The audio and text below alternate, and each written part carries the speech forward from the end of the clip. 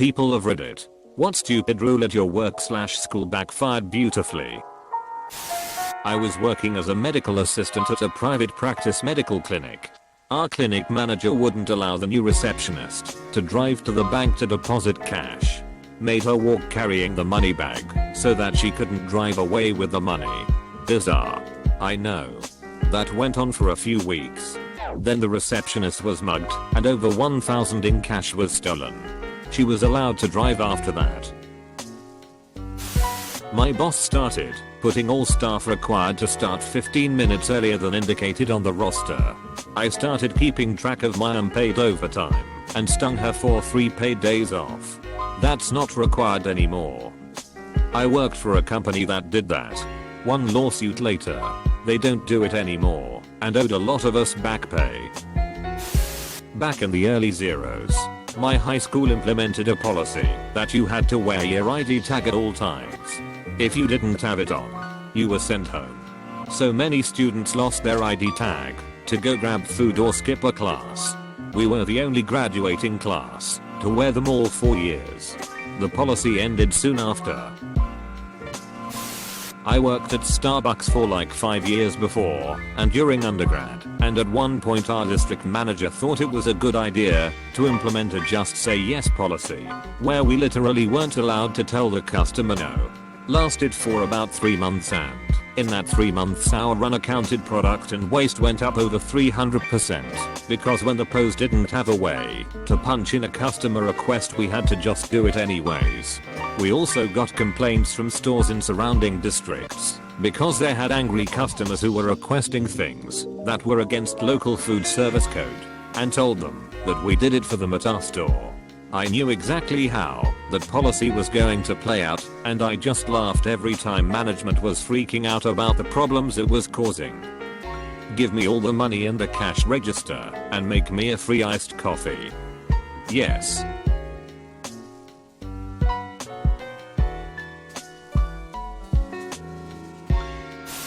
My spouse's workplace realized they didn't have a policy about sending sexual images or jokes as part of their ML acceptable use policy, so they added it.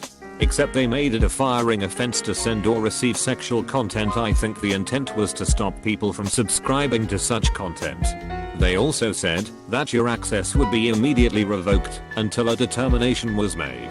So someone got fired for something else and decided to send their whole management chain a graphically sexual image. Then report it using the anonymous tip line. It got the report. Concluded they did indeed receive sexual content. And it is required suspended all the involved ML accounts, including the SVPs. The policy has since been reworded. There's burning bridges, and then there's drying up the lake, just to fill it with gasoline. Damn. I'd assume that if you get fired, they are not exactly going to give you a glowing recommendation. Undefined. Not mine, but an old roommate of mine was a senior developer for a small company. It was an open secret that one of the other senior devs, a guy who had been there since the beginning, would sometimes spend time looking at plastic surgery photos, before/after shots, photos of active procedures, etc. He did it enough that people would poke fun at him about it, but he didn't seem embarrassed about it, and it wasn't harming anyone. Well, one day a project manager said something to the CEO about this guy's ongoing plastic surgery obsession, and the CEO flipped. He said that, going forward, no one was allowed to use their work computers to access external websites at all. Anyone who's ever been a developer knows that half the job is Googling stuff. So this policy pretty much halted productivity in its tracks. It only lasted a day before the CEO retracted the rule, but let everyone know that their browser history would be monitored going forward. After that, no one really changed their behavior. They just started remotely accessing their home computers to browse instead. Yes, I'm going to outsmart computer programmers about how to use their time on the computers more effectively. I'm very smart. Not a stupid rule, but I think this should apply. I'm in aviation maintenance and wanted to leave the current company that I worked for 12 years with. During my interview at the new company, I was asked why I was thinking of leaving my current job. Being that it was a good and reputable company, I said new management is all about efficiency and not the one thing aviation maintenance is all about, safety. Interview liked my interview and assured their company doesn't cut any corners in safety vs cost. I get the job. Fast forward 6 months or so, I'm the new guy, so I get the short end and have to work Christmas Eve. Should be a short day.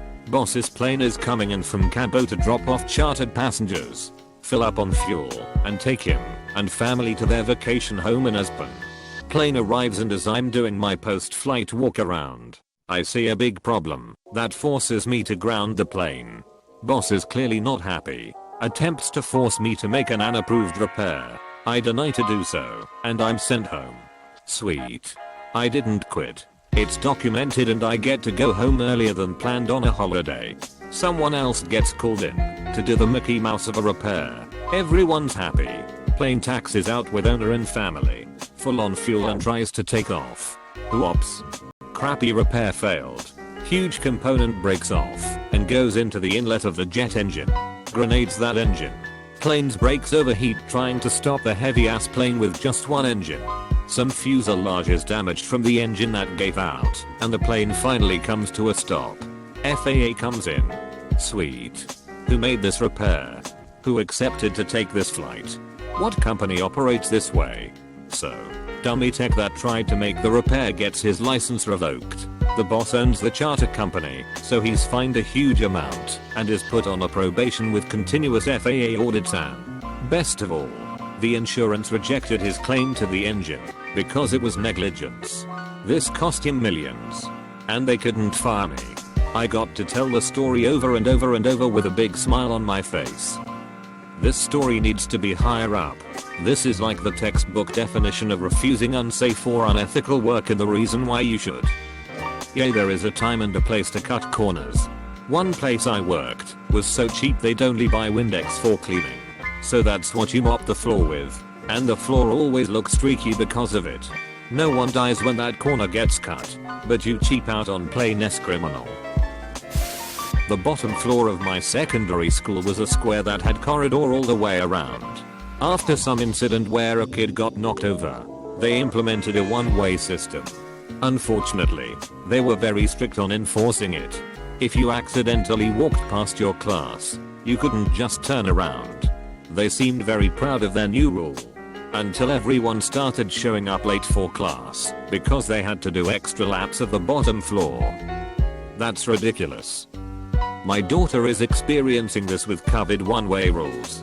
They're only actually in school once or twice a week between snow and hybrid, so none of them know where the hell they're going. And if they miss, they have to go around again. A place I used to work had a rule that executive level staff needed to be contactable when on leave. So they had a section on the leave form for the address of where you'd be staying and a contact number. Some knuckle shuffler in ours decided it applied to all staff and the shenanigans began. People would put down the address and phone number of sex shops, sports grounds, medical clinics. I gave the latitude and longitude of the place I was going camping, and the UHF channel my radio would be tuned to. I once had a manager tell us we couldn't hang out with each other outside of work unless we invited everyone. Undefined. So that's what happened to the kid who never got invited to parties. A long while back, but my school banned the color pink because a bunch of students were wearing it one October and they thought it was a gang thing. It was for Breast Cancer Awareness Month. The rule didn't go well for them. My principal banned pink silicone bracelets. They were being sold in town to raise money for breast cancer. 6 months later she had to have chemo to treat her breast cancer.